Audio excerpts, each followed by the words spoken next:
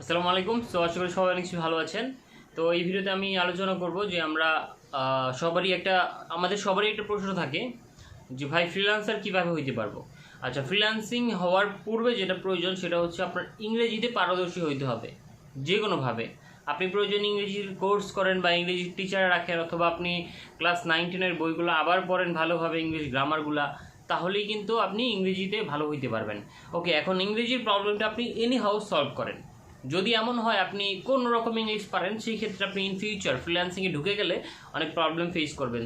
তো আমি রিকমেন্ড করব আপনি ফ্রিল্যান্সিংয়ে ঢোকার আগে অবশ্যই আপনার ফ্রিল্যান্সিং ইংরেজি নলেজটা ভালো করে নেন, তাহলে আপনার জন্য অনেক বেশি সুযোগ থাকবে এবং অনেক সুবিধাও হবে আপনার জন্য।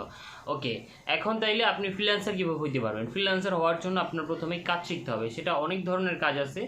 ফর এক্সাম্পল, আপনি যদি বলেন জব করব, তাইলে কি জব করব? অনেক ধরনের জব কিন্তু আছে। কেউ কাপড়ের বিজনেস করে, কেউ মুদি দোকানের বিজনেস করে, কেউ ডাক্তার, কেউ ইঞ্জিনিয়ার, কেউ পুলিশ, সেনাবাহিনী, র্যাব, তারপরে ধরেন কেউ মাছের ব্যবসায়ী, কেউ ভ্যান চালক, রিক্সা চালক, নৌকা চালক, জাহাজ চালায়, প্লেন চালায়। অনেক ধরনের জব আছে। সবগুলো তো একজন মানুষের পক্ষে করা সম্ভব না, তাই না? অ্যাজ এ হিউম্যান সম্ভব না, কিন্তু ইম্পসিবল। তো এই অনলাইনের ভিতরে, অনলাইন জগতে বা ফ্রিল্যান্সিংয়ের ভিতরে অনেক ধরনের কাজ আছে। এখানে যে প্লাস পয়েন্টটা, আপনি অনেক কাজ শিখতে পারবেন, কিন্তু সমস্ত কাজ একসাথে করতে গেলে সেটা সম্ভব না। সো অনেক কাজ না শিখে যে কোনো একটা কাজ আপনার শিখতে হবে, একটা কাজে ফোকাস করবেন, এবং যখন আপনি দেখবেন ওই একটাতে আপনি একদম ফুল এক্সপার্ট হয়ে গেছেন, ওইটা নারী নক্ষত্র সব আপনি পারেন, আপনি ক্লায়েন্টের কাজ করতেছেন, আপনার একটা অভিজ্ঞতা হয়েছে, এখন আপনি চাচ্ছেন নতুন কিছু শেখার জন্য, তখন আপনি আরেকটা কাজ শিখবেন। বাট মানে যখন শুরু করবেন তখন কিন্তু আপনার যে কোনো একটা কাজ নিয়ে শুরু করতে হবে। এখন যে কোনো একটা কাজ, কি কাজ হইতে পারে, কোন কাজটা আপনার জন্য বেস্ট হবে, এটা নিয়ে আমার নেক্সট ভিডিও আসবে। বাট এই ভিডিওতে আমি একটু বলে দিই যে অনেক ধরনের কাজ আছে, সেগুলোর ভিতরে অন্যতম হচ্ছে web design, web developing, app developing, graphic design, digital marketing, video editing. এই ধরনের কাজগুলো অনেক বেশি ডিমান্ডেবল, এবং ইন্টারন্যাশনালি এবং ন্যাশনালি সব জায়গাতে এটার ভ্যালু অনেক বেশি। ঠিক আছে, এইগুলোর ভ্যালু অনেক বেশি। এখন আপনি কি সবগুলো শিখতে পারবেন? না, আপনি যে কোনো একটা কাজ এখান থেকে শিখেন। ফর এক্সাম্পল, আপনি চাচ্ছেন গ্রাফিক ডিজাইন শেখার জন্য, তাইলে আপনি ভালো একটা প্রতিষ্ঠানে ভর্তি হন, সেখান থেকে আপনি ভালো একজন মেন্টরের আন্ডারে গ্রাফিক ডিজাইন শেখা শুরু করে দেন। আপনি যদি চান আপনি ওয়েব ডেভেলপিং করবেন, তাহলে বলবো ভালো একটা প্রতিষ্ঠানে ভর্তি হয়ে দেন ওয়েব ডেভেলপিং শেখা শুরু করে দেন। তো এরকম অনেকগুলো বর্তমানে বাংলাদেশে ভালো ভালো প্রতিষ্ঠান আছে যারা খুব ভালো শেখায়, সেখান থেকে শিখলে আপনি অনেক ভালো কিছু করতে পারবেন লাইফে। সো এইটাই, ফ্রিল্যান্সিং করার পূর্বে আপনার কাজ শিখতে হবে। এখন কাজগুলো কি ফ্রি শিখবেন না পেইড শিখবেন? একটা জিনিসে সতর্ক করে দিই আপনাদের, আপনারা ফেসবুকে দেখবেন অমুকে কাজ, অমুকে টিউটোরিয়াল বিক্রি করে, অমুকে টিউটোরিয়াল বিক্রি করে, টিউটোরিয়াল 100, 150, 200, 400, 500, 1000, 2000 এরকম করে টাকা নেয়। এখন আপনাকে জাস্ট একটু বলে দিই, এইগুলা থেকে সতর্ক থাকবেন। টিউটোরিয়াল কেনার দরকার নেই। যদি মেন্টরের কাছ থেকে ডিরেক্ট টিউটোরিয়াল কিনতে পারেন, ফর এক্সাম্পল টিউটোরিয়ালটা হচ্ছে অমুক ভাইয়ের, বাট আমি আপনার কাছে সেল করতেছি, এমন কোনো টিউটোরিয়াল কিনবেন না। আমি কাজ করি, আমি অনেক কিছু পারি, আমার অভিজ্ঞতা আছে, আমি একটা টিউটোরিয়াল বানাইলাম, এখন আমি এটা সেল করতেছি, ওকে আপনি আমার কাছ থেকে কিনেন ডিরেক্ট, তাহলে ঠিক আছে।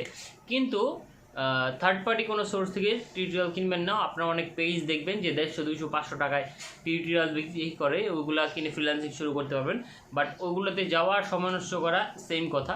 সময় নষ্ট করবেন না, আপনি মিসগাইড হয়ে যাবেন, ঠিক আছে? আপনার মাথা এলোমেলো হয়ে যাবে ওইগুলো দেখার পর। সো বেটার, আপনার যদি ইন্টেনশন থাকে ফ্রিল্যান্সিং করবেন, সব কিছু বাদ দিয়ে ডিরেক্ট একটা কোর্সে ভর্তি হয়ে যাবেন, প্রিমিয়াম কোর্সে 5 থেকে 10,000, 15,000, 20,000 টাকা কোর্স ফি দিয়ে ভর্তি হবেন। কারণ যখন আপনি ফি দিয়ে ভর্তি হবেন, তখন আপনার ভিতরে একটা ইন্টেনশন থাকবে, এতগুলো টাকা দিয়ে ভর্তি হয়েছি, না শিখলে তো লস হয়ে যাবে, শিখে ইনকাম করতে হবে এবং দেখাই দিতে হবে, এরকম একটা টার্গেট যেন আপনার ভিতরে থাকে, তাহলে আপনি ফ্রিল্যান্সিং করে সাকসেস হইতে পারবেন। কিন্তু যখন আপনি ফ্রি কারো কাছ থেকে কোনো কোর্স কালেক্ট করবেন, একদম ফ্রি, সেটার ভ্যালু আপনি দিবেন না, আমি জানি।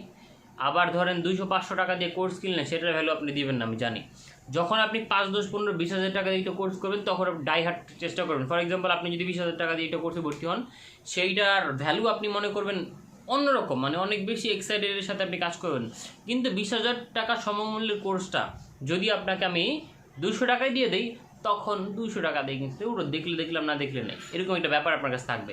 সো সময় নষ্ট করবেন না, মিসগাইড হবেন না। 200, 300, 500, 1000 টাকার কোর্স বাদ লিগ্যালি আপনি যদি ডিরেক্ট কোনো মেন্টরের কাছ থেকে শিখতে পারেন, সেটা হোক 500, হোক 1000, হোক 10,000, ডিরেক্ট মেন্টর টু স্টুডেন্ট।